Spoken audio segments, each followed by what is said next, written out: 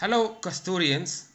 In this video we will discuss chapter 3 of history, that is an empire across three continents. In the previous video we have discussed about the Roman Empire, its extent, its features and the various administrative institutions, that is the king, the senate and the army. Now we will discuss the new topic, that is the 3rd century crisis. As in the previous video we have discussed about the Augustan age, that is the time when King Augustus was ruling, and that was in the 1st and 2nd century. After the time period when Augustus was not the emperor, especially in the 3rd century, there was an environment of unrest and distrust, and the peace of the city, it was no longer existing because of the new dynasties that came into power, because of the tribal people who started moving along the Rhine and Danube river, because of the invasions.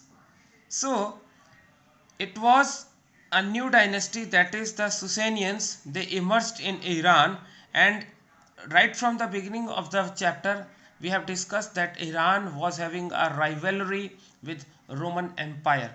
So this new dynasty, that is the Sasanians, who emerged to power in Iran, they became more aggressive and they started expanding their kingdom rapidly in the direction of Euphrates, that is the Euphrates river.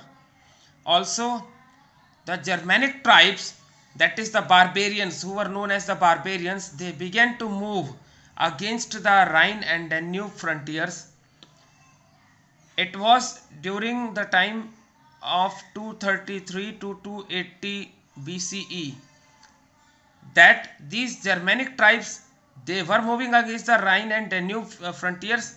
Also the repeated invasions, they were involved in repeated invasions. They invaded the Roman Empire repeatedly, and this made the Romans to abandon much of their territory in beyond the Danube river. Also it was in the 3rd century that a quick succession to the throne, that is in a time gap of 47 years, 25 emperors the Romans have seen.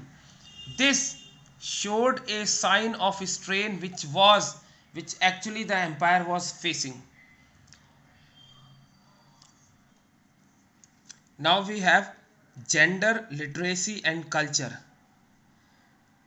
Structure wise, it was the concept of nuclear family that was prevalent in the Roman Empire.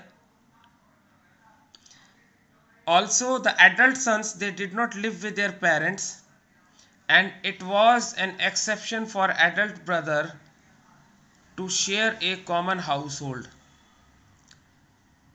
But at the same time the slaves, they were included in the family. The women, they were having a different status in the Roman Empire. They enjoyed a considerable legal right in the owning and management of the property. When they were married off, it was the right in the property of their natal family side that they can claim. The average marriage age for the men was 20s, that is late 20s or early 30s, but at the same time for the women they were to be married off when they were in their early teens or early 20s. So this created an age gap between the males and females. And why this gap was there? Because the inequality amongst the men and women, it was to be encouraged. That's why, to encourage certain inequality, this difference in the age when it comes to marriage was maintained. Arranged marriage was generally acceptable. The women, they were subject to domination by their husbands. They were generally dominated by their husbands. First, it was maintained through the age gap, which I just told, and second, it was by the name which the women have to adopt. After marriage, they have to adopt the name of their husband instead of their father. The wives, they were even beaten up by their husbands, and after marriage, the women's dowry, it was belonging to the husband till the marriage was in place or till the husband was married. And apart from this, the women, they remained primary hire of her father and became an independent property owner on her father's death. Also, it was a typical form of marriage where the wife was to transfer to her husband's authority, but the wife at the same time retained full right to property of her natal family, which I just told. Like today, that after marriage, the women and husband were considered a single identity, but in the Roman Empire, it was not so. The women and husband, they were considered not as one but as two entities. Also, divorce was relatively easy and it needed no more than a notice of intent. Means, to dissolve the marriage, either husband or wife has to send a notice of intent, and then it will be considered a divorce case and both can get separated. Also, once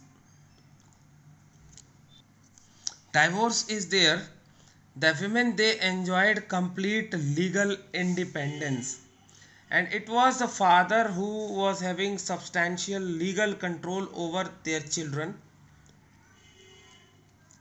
And the women, they remained a primary hire to their father's property after marriage.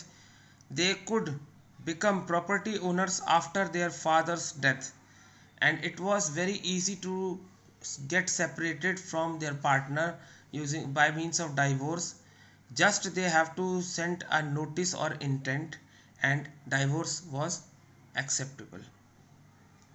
When it comes to literacy, the literacy rate varied very greatly between different parts of the empire. It was widespread in army officers, estate managers, and soldiers. They were the educated class. Casual literacy existed, but it also varied from place to place, and in fact, it was greatly varying from one place to another depending upon the different types of activities and different types of facilities the people living in that particular region were enjoying. When we see the casual literacy, it was mentioned by historians, and they found the evidences that there was a wall in Pompeii that carried advertisements and graffiti that indicate the high level of literacy in the Roman Empire, but it was only in Pompeii that this wall is there. Otherwise, in other regions, no such wall is found. That's why it is estimated that literacy was there, but the variation in the literacy rate, and in fact it was a great variation in the literacy rate that was observed. The cultural diversity, it was reflected in many ways and at different levels also. A diversity of religious cults and local deities. The languages, as we have discussed in the previous video, the Greek, the Latin, and other languages.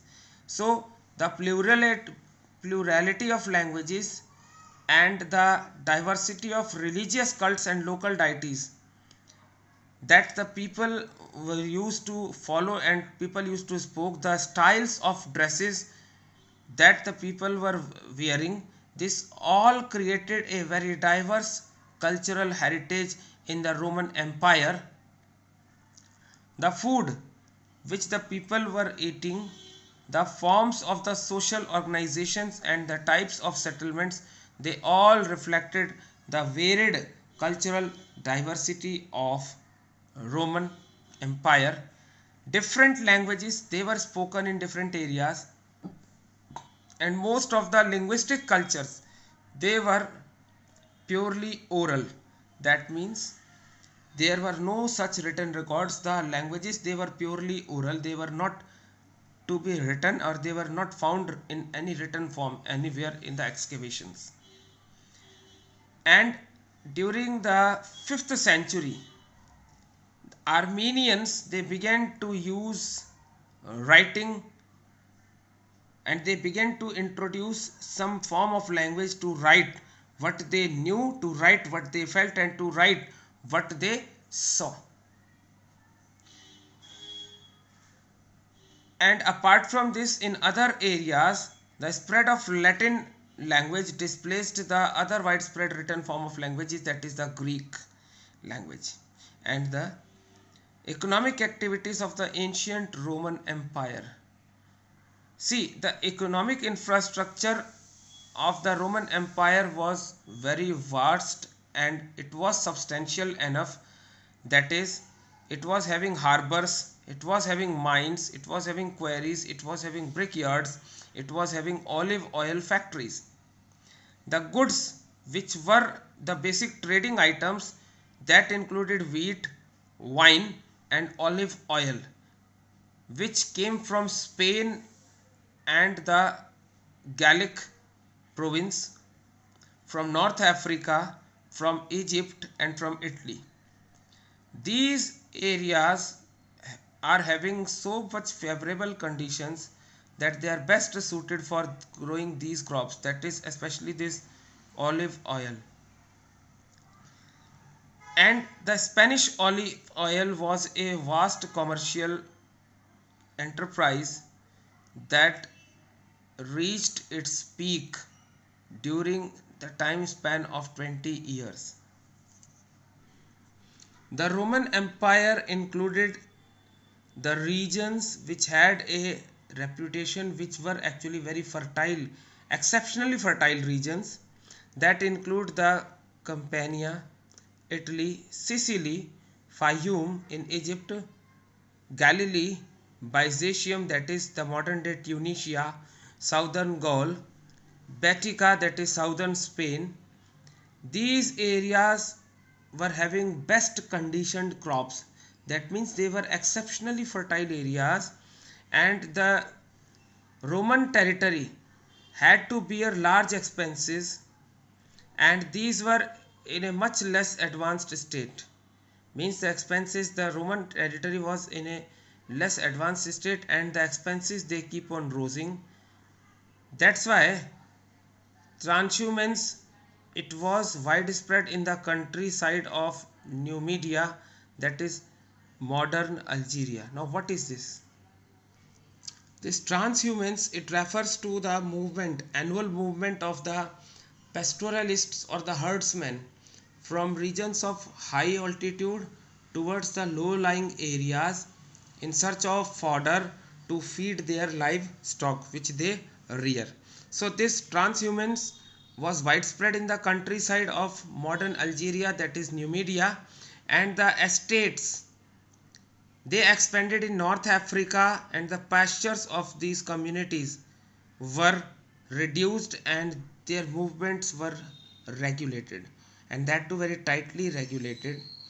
Even in Spain, north was economically less developed, and in these areas the peasantry who were actually people who were speaking Celtic language, they lived in the hilltop villages, and these villages came to be known as castella. In the Roman Empire, water power was very effectively and efficiently used since Roman Empire flourished around the Mediterranean Sea. So around the Mediterranean Sea, the water power was efficiently utilized, and there were advances in water powered milling technology and the use of hydraulic mining technique in Spanish gold and silver mines. It became more prevalent due to the ability of the Roman Empire to utilize the water power. The commercial and banking networks were there. The commercial and banking networks were established, and they were organized, properly organized, and these were the actually the formal sectors. So all this development took place, and also the money became more and more widely used. So this widespread use of money indicates that the Roman Empire had a very sophisticated economy. Now we will see how the workers were controlled. Actually, in the ancient Roman Empire, when we see, slavery was an institution, very deeply rooted institution. It was having very deep impact. Although slavery was institutional, but it was not always the slaves that performed labor in the Roman economy. As during the first century and second century, that is the Augustus age, when peace was established, the slaves supply declined and the users of slave labor had to turn to slave breeding or cheaper substitutes. Now what is slave breeding? This slave breeding refers to a practice in which women slaves, they are kept along with their partners so that the children or the kids which they reproduce, which will be reproduced, they would of course become slaves. As they were belonging to slave father and slave mother, the child who will be born will automatically become a slave as he will grow. That's why this slave breeding was prevalent. Also, when we see in the slave breeding, the labor, it was freed and by their masters sometimes. So most of the times it was the free labor which was used. Why? Because the slaves, they have to be provided with food and they need to be maintained throughout the year. That became very expensive. That's why the slaves, they were not employed in the agriculture, and at the same time the slaves and freedom were extensively used in jobs. A freedmen, who are freedmen, these are the slaves, but earlier they were slaves. Now their owners, they have set them free.